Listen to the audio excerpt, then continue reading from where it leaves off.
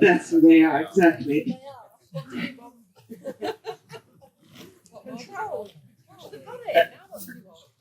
Hi, David. I can't remember the name of the book. It's the one with the pastel cover. I think it's either The Dream or Deception.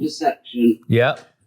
You talked about the AI astral matrix and the trouble after death, where you can't head for the light. But that was, about 10 years ago you wrote that? And I wondered if you've had any new information on that since. Oh, yeah. Very interesting questions. Perception, deception. Thank you very much, Matt. Yeah, these are very interesting questions. That was the perception, deception. And it's funny, the perception, deception, that's what the conspiracy is. And so what I can start with is going on from that last question, because again, once I'd started to understand, like in the early part of the 90s, about this global cult and how it functioned, the next question was, when did it start? And you start going back, at least in our perception of history, that's a whole nother story. You go back into the ancient world and Babylon and places like that. And then the next question is, okay, it comes out through the Roman Empire, which was a massive, massive step on this road to global control. Okay, so people have been born, they've played a part in advancing this agenda in the secret societies, etc. Then they've died, and other people have replaced them and gone on. And this can be traced back a very long time. So there must be a force that spans that's been coordinating it all. And then you start going into other dimensions of reality. And, it's not difficult. When they reckon that the electromagnetic spectrum, which is massively our experienced reality, is 0.005% of what exists in the universe in terms of energy in all its forms. And that visible light is a smear of the 0.005%. Some say it's as high as 0.5%. Doesn't matter, it's tiny. You realize that talking about other dimensions is hardly far bloody out.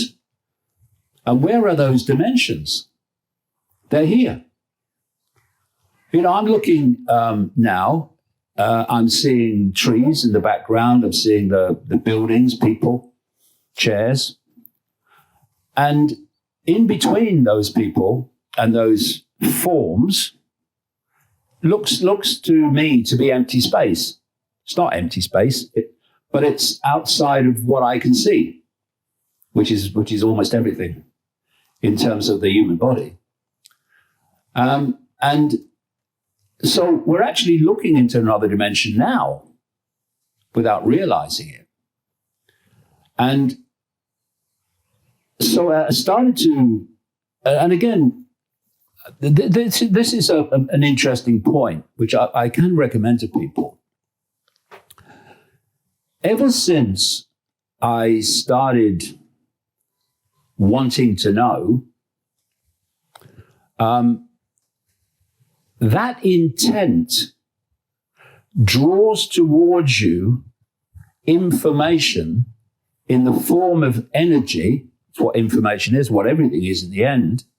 Well, not absolutely everything, but everything in the known universe, created universe.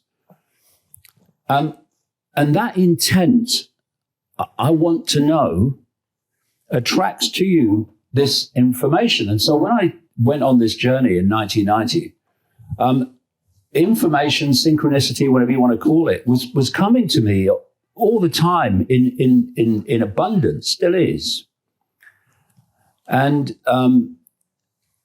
it's like when you come across a new subject, which you haven't come across before, like the reptilians, for instance, suddenly, from all angles, information about that subject is coming at you because you're attracting it by your intent.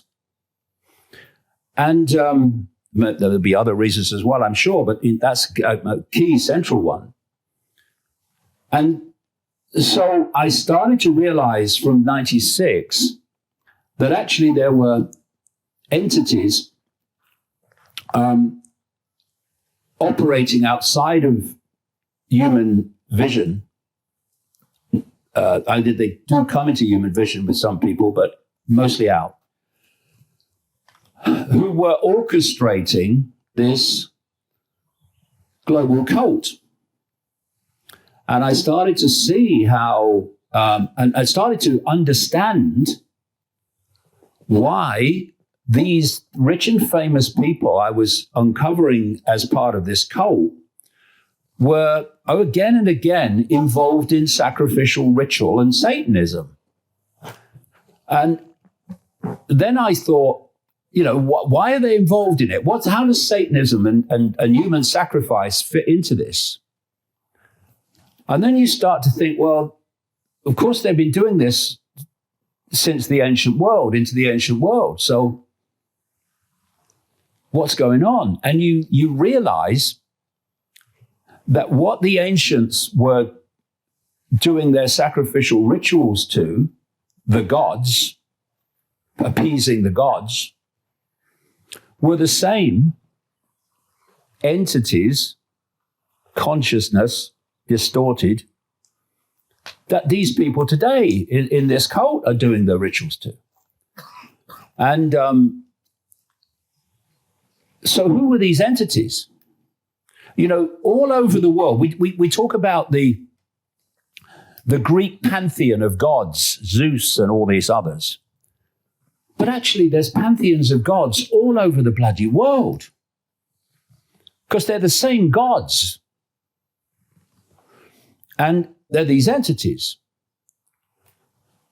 And so I started to kind of get my mind around this other level outside of human sight that was manipulating this, manipulating humans through this cult. And then as you go, okay, so what don't I know? Then I get into this whole arena of a simulation, a simulated reality to control what? Perception of reality. And so then you think, why? Why are they doing this? And you start to realize, as you research this, through various and many sources, that these entities, which are in the end an expression of a distorted state of consciousness. People talk about Satan in Christianity and the devil. They talk about Shaitan in Islam. They talk about Yaldabaoth, the demiurge in the Gnostic belief system, and so on and so forth.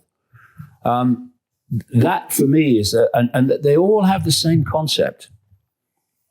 And what I'm doing when I'm researching is I'm looking for patterns of agreement. You find endless patterns of disagreement in the detail, but what are the patterns of agreement? And there's a real obvious pattern of agreement that there is some force in the hidden from humans that are manipulating human society. And so I started to realize that these entities, this consciousness, was feeding off human energy, feeding off a particular type of human energy, low vibrational human energy, based on fear, based on anxiety, based on depression, based on resentment, regret, hatred, all these low vibrational emotional states. They were feeding off it. It's like Morpheus in the Matrix, who held up the battery and said, the Matrix is a computer-generated dream world designed to turn humans into one of these. And I started to realize, not just from ancient, the ancient belief systems in this bad copy of which is the simulation, but increasingly mainstream science is focusing upon the fact that this does look like it's a simulation. It does start to answer a lot of mysteries if you believe that. So why? One, it's designed to put humanity in a low vibrational state, thought, emotion, perceptional state, to feed off this low vibrational energy, which we're giving out all the time, depending on the thoughts and emotions involved. But there's one big thing, and I am coming round to the AI because this is a big punchline of this. They have to stop human awareness breaching the walls, the frequency walls of this simulation matrix, because beyond it, you start tapping in to the infinite level of reality beyond this simulated nonsense. And once you tap into that, whoa, everything starts to change. You start to see things, understand things, become aware of things intuitively, instinctively that you weren't aware of before, because you've tapped into that level of awareness that knows these things. You know, when you look through history, or what we call history, and you see these people who knew things, which even science today are only just kind of, even if they are even getting there, are only starting to get there, what they already knew. It's because they were able to tap into this level of awareness, like this infinite library of knowledge, which most people are not, because the idea is to keep you in a low vibrational state so that you don't breach the walls of the matrix. So you're in this world and you are of it in terms of the information that's available to you. And so I started to look at all the ways that humans are manipulated into low vibrational perceptual states. And it's endless, constant. All the reasons to fear, to be anxious, and it's all holding you in this low vibrational prison state. And what that means is they have to work bloody hard to keep that situation in place. They have to constantly control the information we receive, the experiences we have, all of it. And what they have been planning to do for a long time is to overcome that by connecting artificial intelligence to humans and fusing the two. In the words of Ray Kurzweil, this so-called futurist executive at Google, who's one of his great admirers is Bill Gates. That's how bad he is. By 2030, humans will be connected to artificial intelligence. It's already happening. And from then on, artificial intelligence will do more and more of human thinking until human thinking is basically negligible. Deleted, in other words.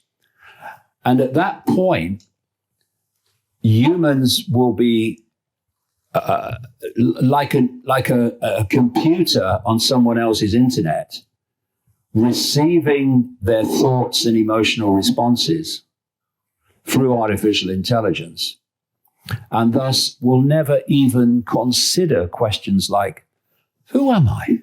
What is this place? What's happening? Why are things as they are? And that is what is happening now with the Trump regime in America.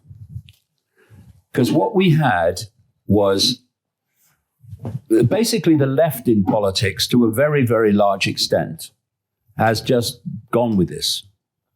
And you can give them the hard sell, the Bill Gates hard sell, the Klaus Schwab hard sell. We'll be gods, the Ray Kurzweil hard sell. We will be gods if we fuse with artificial intelligence. But there was this big group, which has been getting bigger, of what I'll call pushbackers. They're people that go, this don't sound good to me. I don't want this transhumanist stuff. So the plan is you've got to get them on board. Otherwise, you're going to have a problem. Now, if a Democrat had won the last election and was doing what Trump's doing, this group would be going apeshit. See, look what they're doing, transhumanism. So what they've done, it's all perception. What they've done is get Trump to be positioned as the hero who's telling the pushbackers what they want to hear. Bring on Elon Musk, who is the AI soft seller. Well, at least until recently. So some time ago, because this cult plays the long game, some time ago, you remember Musk came out and said AI could be the end of humanity. Ooh, I'm worried. But ever since, he's been introducing more and more AI and promoting more and more AI. And then he came to a very significant position where he said, look, AI becoming more intelligent than humans is inevitable. And so we have to fuse with humans so humans don't die out and get replaced. That's the soft sell. And it's an interesting thing perceptually, because when you're pushing back to stop something, you're in a certain mode, you're in a certain perceptual state. But once you're persuaded that what you're trying to stop is inevitable, you go into another mode, which is mitigating the effects rather than stopping it. So it's weakening your response perceptually. And so this is why the AI billionaire cabal has circled its wagons around Trump.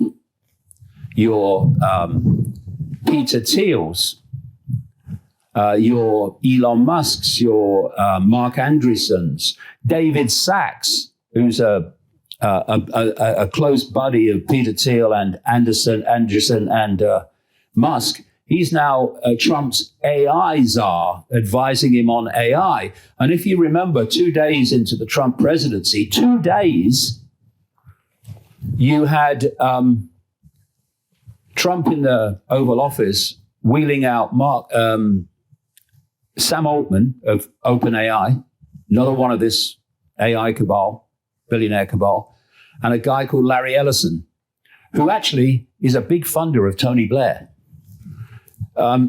Larry Ellison of Oracle, and they announced this up to $500 billion AI investment program. And what's been happening this week is Trump's been out in the Middle East doing all these deals, most of which were done before he actually became president. But the central core of these, quote, deals is weapons of war and AI.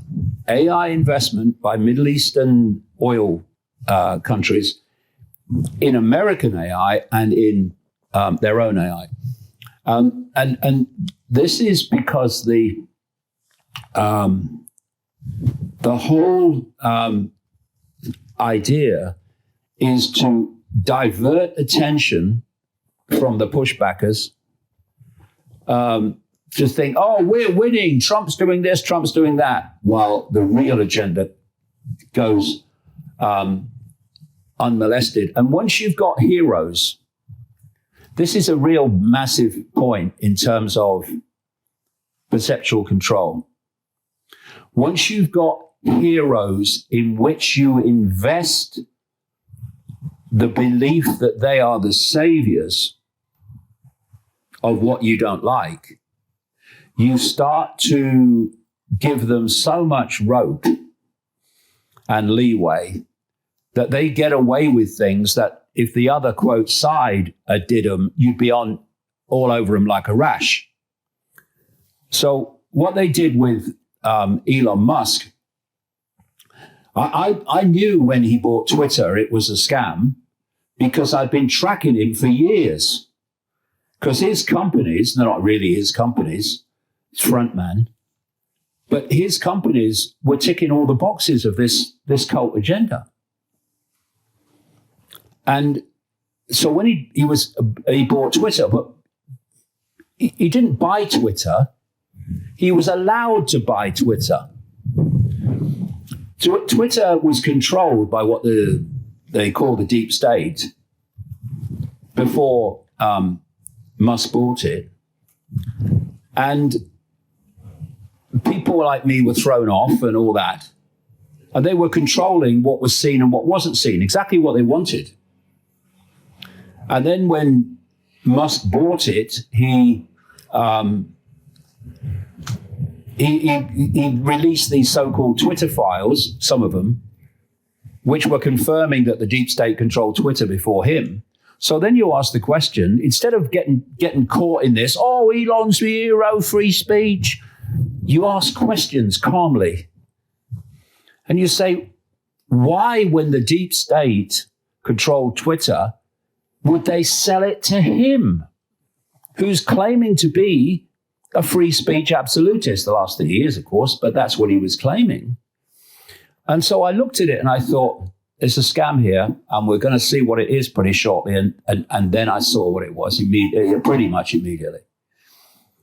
Suddenly, Musk is the free speech hero of the pushbacker group, the target group in this scam.